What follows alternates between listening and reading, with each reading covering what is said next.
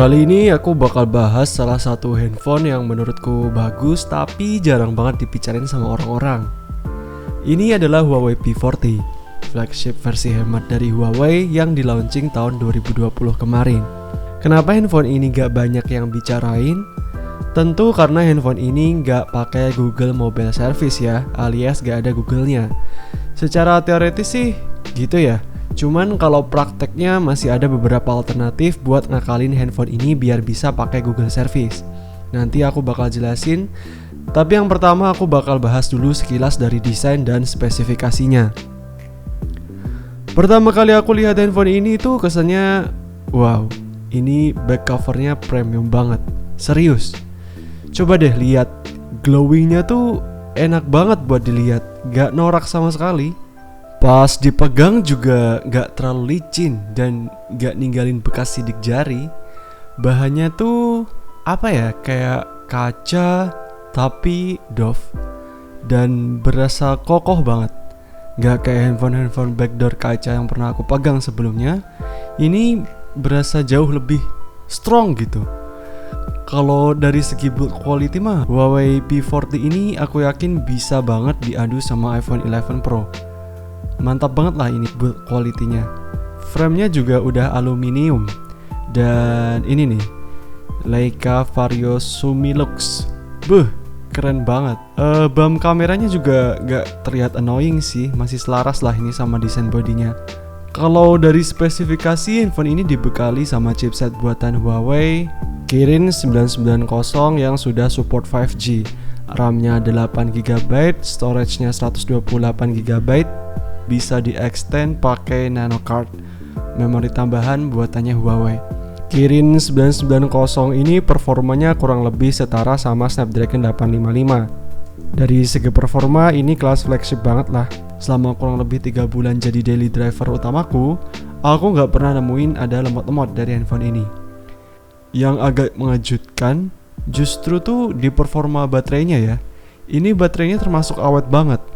Di pemakaianku beberapa kali dia bisa tahan sampai 2 hari. Padahal kapasitas baterainya gak gede-gede amat loh. Cuman 3800 mAh aja. Rata-rata SOT-nya tuh sekitar 6-7 jam dan kadang bisa sampai 8 jam. Tebakanku sih ini emang karena chipset Kirin 990-nya yang hemat daya banget. Dan juga stabil, gak cepet panas. Aman banget lah kalau masalah performa ini, dijamin gak kecewa. Paling di sektor layarnya aja sih yang menurutku B banget. Layarnya ini walaupun udah OLED tapi cenderung kurang vivid ya. Sedikit agak kusem dan gak terlalu tajam juga kalau dibandingin sama AMOLED-nya Samsung atau Xiaomi. Kalau ngomongin kamera ini bisa panjang lebar ya. Intinya hasil kameranya tuh bagus banget, serius.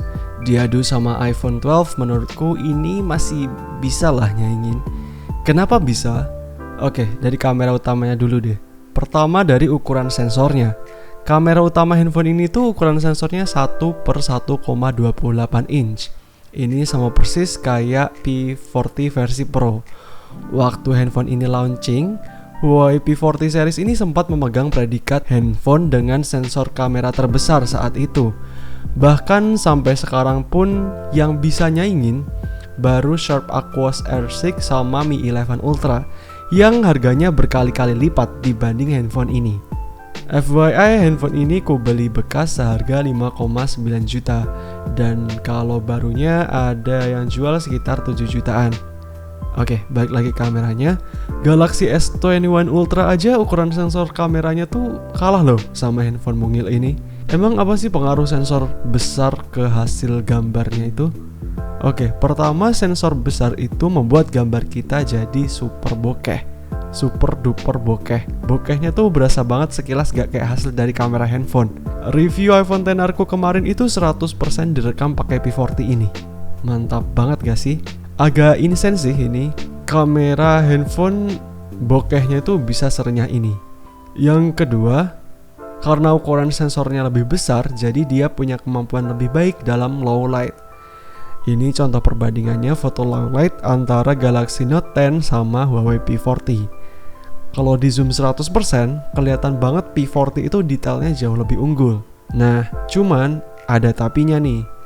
Karena sensornya yang besar, jadi minimum jarak fokusnya tuh jadi semakin menjauh.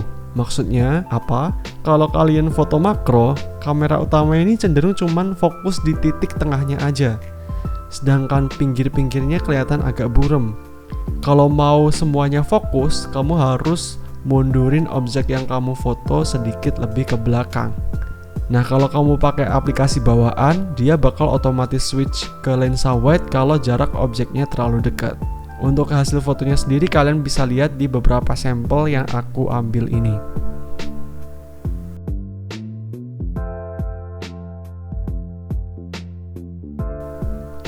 Kalau untuk lensa wide-nya nggak ada yang spesial ya, kalian bisa nilai sendiri dari foto-foto dan video ini. Paling yang perlu kalian tahu tuh lensa wide-nya ini nggak terlalu wide ya, nggak se-wide lensa ultra wide pada umumnya. Oke, sekarang kita bahas sektor yang aku yakin banyak jadi deal breaker di antara kalian semua. Yap, handphone ini nggak ada Google Mobile Service-nya. Jadi buat kalian yang punya rencana jadiin handphone ini sebagai handphone kedua, kayaknya ini nggak terlalu jadi deal breaker ya. Tapi kalau buat kalian yang mau jadiin handphone ini daily driver, wajib banget nyimak pengalamanku berikut ini. Jadi untuk masalah Google Service itu mostly bisa diakalin pakai 3 cara. Yaitu pertama install Dual Space atau Google Space. Yang kedua adalah install manual Google Mobile Service dengan proses yang cukup ribet dan memakan waktu dan belum tentu berhasil. Yang ketiga, kalian bisa install pakai jasa install GMS Google Mobile Service yang bisa kalian temuin di forum-forum Huawei. Nah, kalau aku pribadi sih pakai alternatif yang ketiga ya. Awalnya tuh aku sempat pede ya waktu beli handphone ini, karena kan sebenarnya Huawei itu udah punya Huawei App Gallery dan Petal Search yang udah bisa buat install aplikasi-aplikasi mainstream macam Instagram, Facebook, TikTok, dan beberapa game lainnya. Terus buat aplikasi yang berbau Google, waktu itu sih aku rencana download via Dual Space atau Google Space aja, yang banyak banget tutorial downloadnya di YouTube dan kelihatannya gampang kok installnya, nggak ribet. Tapi ternyata di Google Space maupun Dual Space ini cukup sering aku temuin bug-bug yang agak annoying. Entah tiba-tiba force close, not responding. Belum lagi ternyata banyak juga aplikasi yang nggak tersedia. Dan banyak banget aplikasi yang location based semacam Gojek, Grab, dan semacamnya itu not working properly lah. Dan yang paling fatal menurutku aplikasi absen di kantorku nggak mau masukin presensi karena ternyata dia pakai location service-nya Google. Jadi ketiadaan Google Mobile Service ini bukan aplikasi Google-nya doang ya, tapi juga berpengaruh ke Google Service yang lain, semacam Location Service, Google Backup, Google Account, dan lain-lain. Jadi akhirnya aku install Google Mobile Service pakai jasa pihak ketiga. Dan setelah diinstal Google Mobile Service, ternyata everything works totally normal. Bener-bener kayak handphone Android pada umumnya yang ber-Google. Semua aplikasi jalan normal, push notification juga lancar. Cuman emang setauku nggak bisa ditambahin akun Google lagi. Cuman bisa pas install awal aja. Jadi kamu pas install awal itu harus masukin semua akun Googlemu biar nggak usah nambahin di akhir. Jadi ya tetap ada konsekuensinya ya. Dan aku nggak bisa menjamin security accountnya gimana dan kedepannya gimana.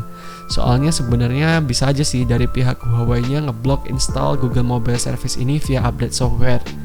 Dan ini terbukti dari beberapa info yang aku dapat bahwa device Huawei non-Google Mobile Service yang udah dapat versi security patch update yang ekornya di atas 189 udah gak bisa lagi diinstal Google Mobile Service, kecuali kalau kalian udah install Google Mobile Service sebelum update softwarenya itu.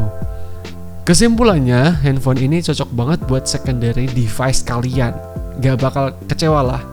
Tapi kalau buat daily driver utama, ini benar-benar buat sektor customer tertentu aja, yang dimana kalian gak perlu Google Service, gak perlu install Grab, Gojek, gak perlu buka Google Drive, Google Docs, dan lain-lain.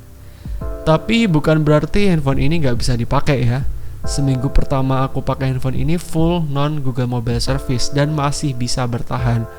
buat aplikasi mainstream semacam Instagram, Facebook, dan lain-lain ini masih lancar. Sebenarnya sayang banget sih Huawei ini, handphonenya tuh dari segi hardware keren banget, gak main-main lah, bisa banget diadu sama flagship yang lain.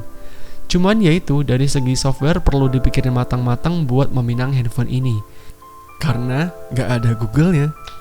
Oke, segitu aja videoku kali ini. Semoga video ini bermanfaat. Thank you for watching. Jangan lupa subscribe dan like video ini jika kamu suka.